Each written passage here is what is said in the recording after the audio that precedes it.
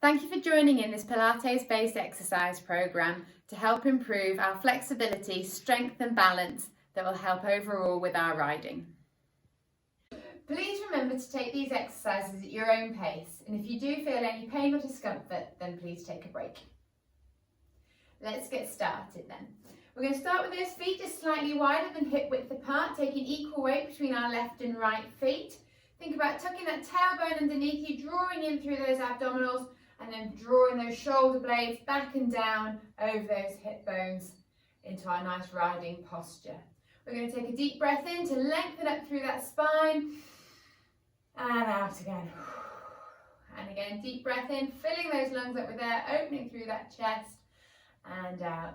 This time, as we deep breath in, we're going to reach one hand up towards the ceiling, lengthening out through the side of our bodies, and release back down. Same on the other side, reaching up on our in-breath, lengthening through that side, and release back down.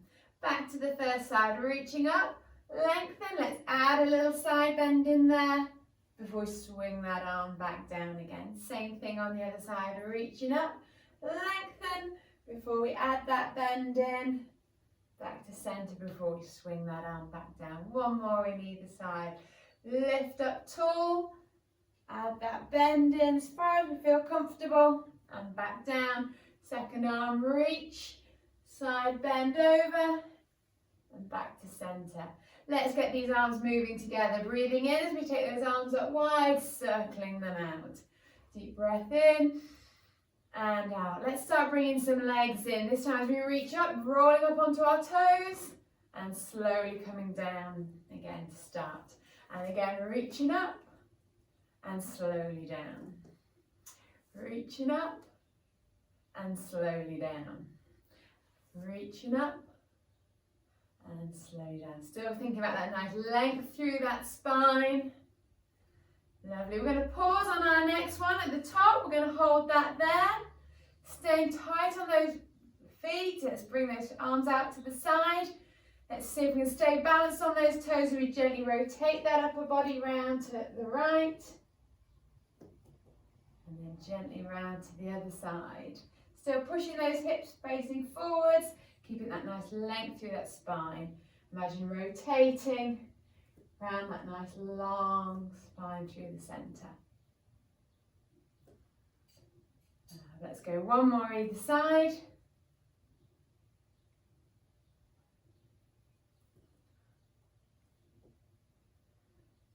Back to centre, lowering those hands and ankles together. Lovely. Let's take those feet wide this time. Let's start getting a little bit more movement through these legs. So legs wide, toes pointing out about 45 degrees, still keeping that nice length through our spines. We're going to use our hands on our hips for a little bit of feedback. Breathing in to lengthen, and as we breathe out, pushing those knees out wide into our squat. Gently moving through those knees and those hips, pushing those knees over those toes. Still thinking about that nice length through that spine. Also bring our attention to those hip bones that we've got our fingers resting on. Just check they're staying square as we move up and down. Let's go for last three, last two, and we're going to hold that last one down. Really think about pushing those knees out wide, pulling up tall through our centre. Let's see if we can keep everything nice and still as we peel one heel off the ground. Slowly release back down again. Same on the other side. Lift and lower. Back to the first side. Let's see if we can make sure that those hip bones that we've got our fingers on aren't starting to wiggle around as we move from heel to heel. Slowly lift and lower. Lift and lower. Great. Let's go one more either side. Lowering those heels, drawing up through those legs. Lovely, relax those arms. Let's move on to a little bit of work through a bit of our spines. So we're going to take a deep breath in once more as those arms come up tall. We have a gentle back bend before we tuck those chins in and roll down through that spine. Imagine curling one vertebra at a time as we let heads and hands hang down. When we get as far as we feel comfortable, we're going to slide those hands between those legs, reaching onto the back of our mat before we then come back to centre. We gently roll back up through that spine. Don't forget to bring those shoulders back before we bring up nice and tall.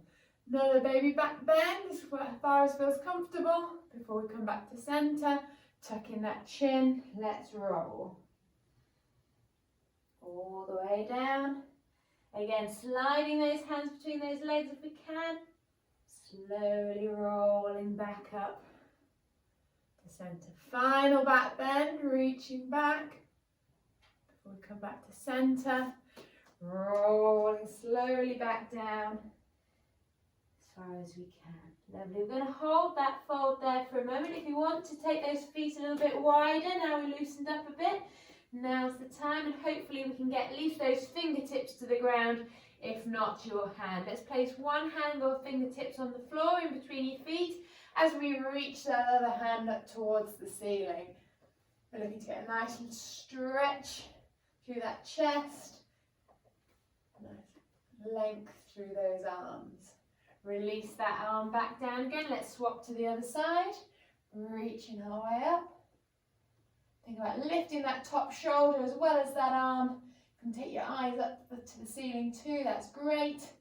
And back down again. Let's see if we can go a little bit further now on that first side, reaching up. And slowly down. Second side, reaching up. A little bit further if we can. Before we release that arm back down. Lovely. From there, we're going to bring those hands slightly forward so that we can bring those knees underneath us, and we'll bring ourselves down into sitting. So when we're coming into sitting, we want to make sure that we're sitting directly on those sit bones so that we're nice and stable through our base, and we can keep that nice lengthened posture through our upper bodies. We'll have knees bent so that we can have those feet flat on the ground, and we'll take those arms out in front of us, palm facing palm. From here, we're going to take a nice deep breath in to lengthen through the spine.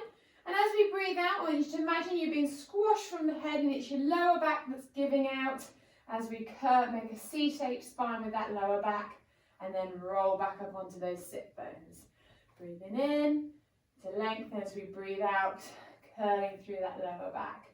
So pushing those sit bones forwards and arching that lower back and back up again.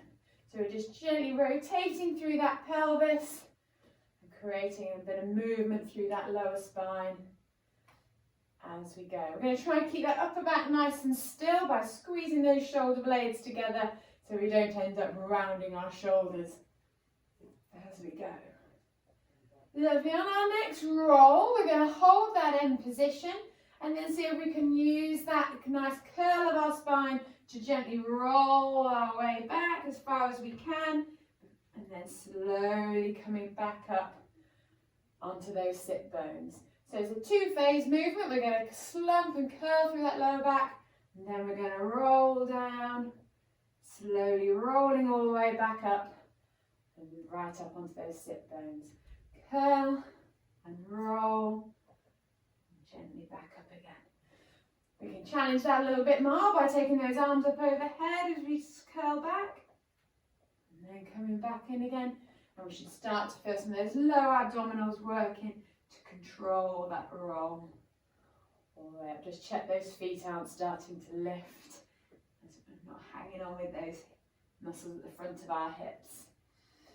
Lovely. On our last roll down, we're going to allow ourselves to roll all the way down, slowly down onto the mat. So we're now down in lying. We'll keep those knees bent with those feet on the floor, but we're going to bring those feet and knees together, and we're going to take those arms out wide, palms facing up. Just check that spine is still in that nice neutral posture, so those hip bones are pointing up towards the ceiling, and those ribs are flat down against the mat, and that chest is open. From here, we're going to take a deep breath in, and as we breathe out, we're going to let our knees drop over to one side. And then we're going to gently peel that spine off the mat as we allow those knees to gently fold over. But we're going to keep those shoulders anchored down onto the mat. We're going to come back in reverse. So we're going to think about uncurling that spine by putting those ribs down first, then that waist, then that pelvis, then those hips. before those knees come back into alignment. Same the other way, knees drop over, peeling that pelvis, then that lower back, that middle back, those ribs off the mat, but we keep those shoulders flat down, and then we're rolling back into center. So in your mind's eye, as you're rolling those knees from one side to the other, you're twisting that spine from bottom to top, and we're using those waist muscles to control that movement as we go. Fab. If we wanted to challenge that a little bit further, next time we come back into our middle position, we can stay strong through our middles, and we could lift our feet off the ground, and we could do that same movement from our tabletop posture here. So we should start to feel we're working a little bit harder through those waists because we've reduced that base of support. And we're just going to check that we're not pushing through those arms to keep upper body nice and relaxed as we roll from one side to the other.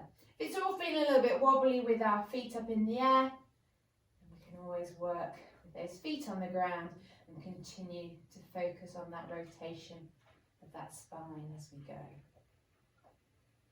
Lovely. Let's go one more either side, really focusing on getting nice controlled rotation from one side to the other